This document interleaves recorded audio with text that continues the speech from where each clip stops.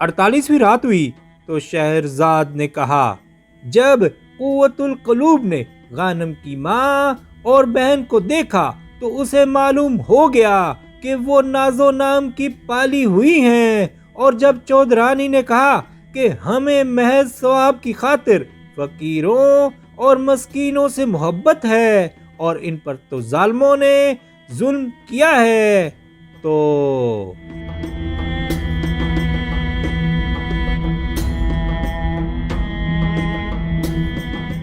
یہ سن کر وہ دونوں زاروں قطار رونے لگیں اور اس عیش و عشرت کو سوچنے لگیں جس میں وہ کبھی زندگی بسر کیا کرتی تھیں، اور اس کے ساتھ ساتھ وہ اس بات پر بھی رو رہی تھیں کہ اب یہ فاقہ اور تکلیف ان کا مقدر بن چکا ہے، اور غانم کی یاد بھی انہیں ستا رہی تھی۔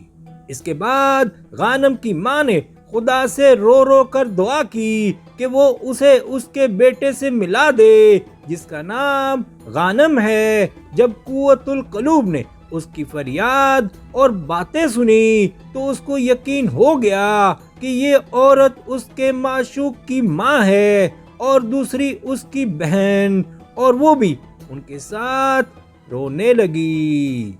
اب قوت القلوب نے ان کی طرف مخاطب ہو کر کہا کہ اب تم لوگ ڈرو مت، آج کا دن تمہاری خوش بختی کا پہلا اور بدبختی کا آخری دن ہے۔ اب اس نے چودھری سے کہا کہ وہ انہیں اپنے گھر لے جائے اور حمام کرا کے اچھے کپڑے پہنائے اور ان کی خبر گیری کرے اور ان کا نہایت احترام کرے۔ یہ کہہ کر اس نے ایک تھیلی دینار کی چودھری کو دی۔ دوسرے روز قوت القلوب سوار ہو کر چودھری کے مکان پر پہنچی اور اس کی بیوی کے پاس گئی۔ جب چودرانی نے اس کو دیکھا تو وہ سروقت کھڑی ہو گئی اور اس کے دونوں ہاتھوں کو بوسہ دیا اور اس کے احسان کا شکریہ ادا کیا۔ اب لڑکی نے دیکھا کہ چودرانی نے غانم کی ماں اور بہن کو حمام کرا کے انہیں نئے کپڑے پہنائے ہیں اور اب ان سے ناز و پروردگی کے آثار نمودار ہیں، اور اس کے بعد اس نے چودرانی سے بیمار کا حال پوچھا۔ اس نے جواب دیا کہ وہ اسی طرح ہے۔ اس پر قوت القلوب نے کہا کہ چلو ہم چل کر اس کی عیادت کریں۔ اب وہ چودرانی، غانم کی ماں اور بہن غانم کے پاس جا کر بیٹھ گئیں اور باتوں میں مشغول ہو گئیں، اور قوت القلوب نے اپنی اور غانم کی سرگزشت اس کی ماں اور بہن سے بیان کی اور ان سے اس کے بارے میں پوچھا۔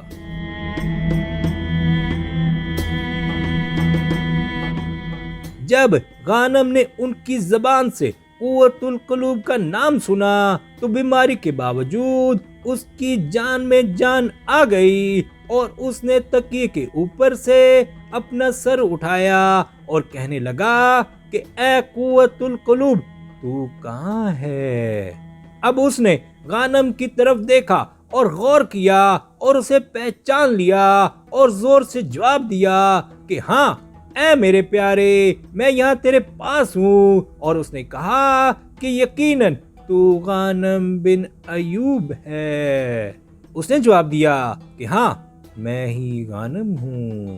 جب اس کی بہن اور ماں نے ان دونوں کی باتیں سنی تو مارے خوشی کے چلا اٹھیں اور بے ہوش ہو کر گر پڑیں۔ جب انہیں ہوش آیا تو قوت القلوب نے غانم سے کہا کہ شکر ہے خدا کا جس نے ہمیں تجھ سے اور تیری ماں اور بہن سے ملایا۔ یہ کہہ کر وہ آگے بڑھی اور اس سے سارا ماجرا بیان کیا جو اس کے اور خلیفہ کے درمیان پیش آیا تھا، اور کہا کہ میں نے امیر المومنین سے سچ سچ کہہ دیا ہے اور اس نے میری بات کا یقین کر لیا ہے، اور وہ تجھ سے بہت خوش ہے، حتیٰ کہ وہ تجھ سے ملنے کا مشتاق ہے۔ پھر اس نے یہ بھی بیان کیا کہ خلیفہ نے مجھے تیرے حوالے کر دیا ہے یہ سن کر وہ بے حد خوش ہوا۔ اب قوت القلوب نے ان سے کہا کہ جب تک میں واپس نہ آ جاؤں تم لوگ یہاں سے نہ نکلنا۔ یہ کہہ کر وہ اپنے محل میں گئی اور وہ صندوق نکالا جو غانم کے گھر سے لائی تھی، اور اس میں سے دینار لا کر چودھری کو دیے اور اس سے کہا کہ یہ دام لے اور ان میں سے ہر ایک کے لیے بہترین کپڑے اور ان کے علاوہ جن جن چیزوں کی انہیں ضرورت ہو خرید لا۔ یہ کہہ کر وہ ان کو حمام لے گئی اور پھر ان کو طرح طرح کی یخنیاں اور ارکیات پینے کو دیے۔ 3 دن کے بعد ان کی جان میں جان آئی اور وہ انہیں دوبارہ حمام لے گئی اور ان کے کپڑے تبدیل کیے اور انہیں چودھری کے گھر چھوڑ کر محل میں گئی اور خلیفہ سے ملنے کی اجازت مانگی۔ جب وہ اندر گئی تو اس کے آگے زمین کو بوسہ دیا اور اس سے سارا قصہ بیان کیا اور کہا کہ میرا آقا غانم بن ایوب اور اس کی ماں اور اس کی بہن حاضر ہیں۔ جب خلیفہ نے قوت القلوب کی باتیں سنی تو خادموں سے کہا کہ غانم کو میرے پاس لاؤ۔ یہ سن کر جعفر اس کی طرف روانہ ہوا، مگر قوت القلوب اس سے پہلے وہاں پہنچ گئی اور غانم کے پاس جا کر اس سے کہا کہ خلیفہ نے تجھے اپنے پاس بلایا ہے۔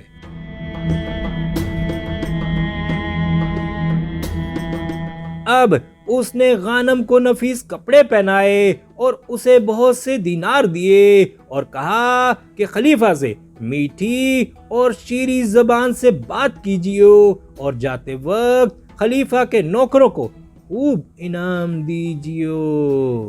اتنے میں جعفر آ پہنچا اور غانم اٹھ کر اس کے سامنے آیا اور اسے سلام کیا اور اس کے سامنے زمین کو بوسہ دیا۔ اب اس کی خوش وقتی کا ستارہ نکل آیا تھا اور چمک رہا تھا اور جعفر اس کو لے کر چل دیا یہاں تک کہ دونوں خلیفہ کے پاس پہنچے۔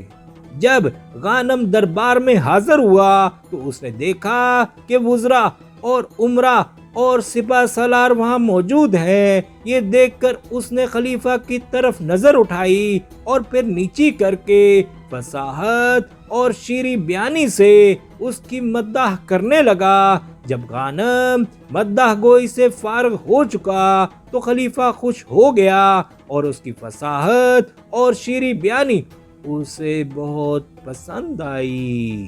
اب خلیفہ نے غانم سے کہا کہ میرے پاس آ۔ جب وہ پاس آیا تو اس نے کہا کہ اپنا قصہ مجھ سے بیان کر۔ یہ سن کر غانم بیٹھ گیا اور خلیفہ سے سارا ماجرا شروع سے لے کر آخر تک بیان کیا جو اسے بغداد اور مقبرے میں پیش آیا تھا اور کس طرح سے وہ صندوق کو نکال کر گھر لایا تھا۔ جب خلیفہ کو اس کی راست گوئی کا یقین آ گیا تو اس نے اسے ایک قیمتی پوشاک عطا کی اور اسے اپنا مقرب بنا لیا اور اس سے کہا کہ میرا قصور معاف کر۔ غانم نے کہا کہ اے ہمارے آقا، غلام اور اس کی ساری ملکیت اس کے آقا کی ہے۔ خلیفہ اس بات پر بہت خوش ہوا اور اسے ایک علیحدہ محل رہنے کو دیا اور اس کا روزینہ اور مشاعرہ مقرر کر دیا اور اس کی بہن اور ماں کو طلب کیا۔ جب وہ اس کے سامنے آئیں اور خلیفہ نے اس کی بہن کو دیکھا تو اس نے غانم سے فتنہ کو نکاح میں طلب کیا۔ غانم نے کہا کہ وہ تیری لونڈی ہے اور میں تیرا غلام۔ خلیفہ نے اس کا شکریہ ادا کیا اور قاضی اور گواہوں کو طلب کیا اور انہوں نے ایک ہی دن میں 2 نکاح نامے لکھے، ایک خلیفہ کا فتنہ کے ساتھ اور دوسرا غانم بن ایوب کا قوت القلوب کے ساتھ۔ اس کے بعد شہرزاد نے شہریار بادشاہ سے کہا کہ اے میرے سلطان، لیکن یہ کہانی بادشاہ عمر بن نعمان اور اس کے 2 بیٹوں شرکان اور ذو المکان اور ان عجیب و غریب باتوں سے جو اس کے ساتھ پیش آئیں زیادہ تعجب انگیز نہیں ہے۔ شہریار بادشاہ نے کہا کہ وہ کہانی کیا ہے؟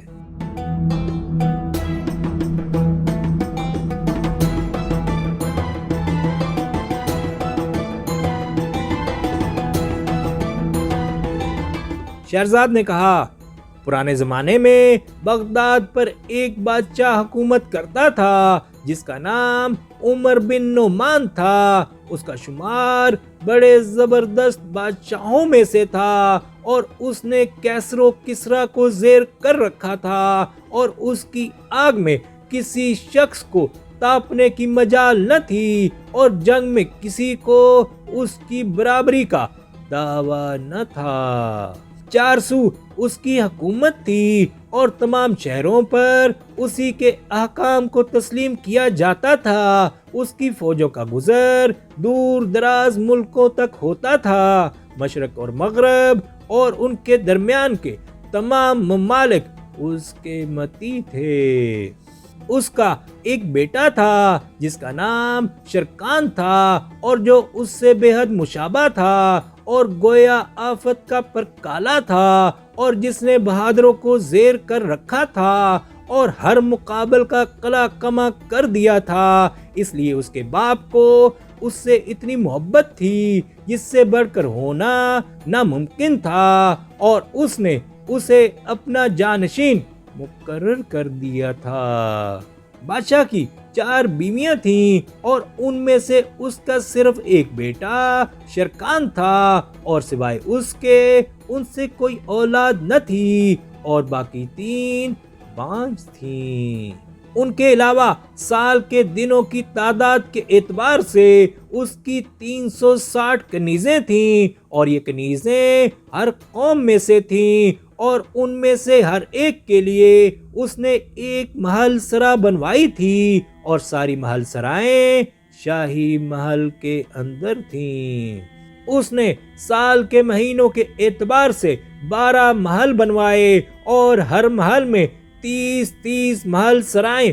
اس طرح سے ان کی تعداد 360 ہوئی اور ان محل سراؤں میں اس نے کنیزوں کو رکھا تھا۔ اس طرح سے ہر ایک کی باری پورے سال کے بعد آتی تھی۔ اسی حالت میں وہ ایک زمانے تک زندگی بسر کرتا رہا۔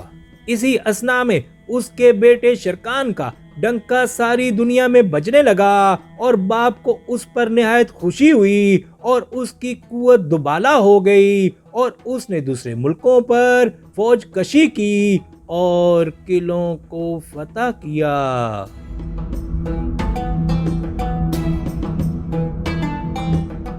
اب بادشاہ عمر کی قسمت میں یہ لکھا تھا کہ اس کی ایک کنیز کو حمل ہو گیا اور جب اس کی خبر بادشاہ تک پہنچی تو وہ بہت خوش ہوا اور کہنے لگا کہ کاش میری ساری اولادیں لڑکے ہوں، اور وہ اس کنیز کے ساتھ بہت احسانات کرنے لگا۔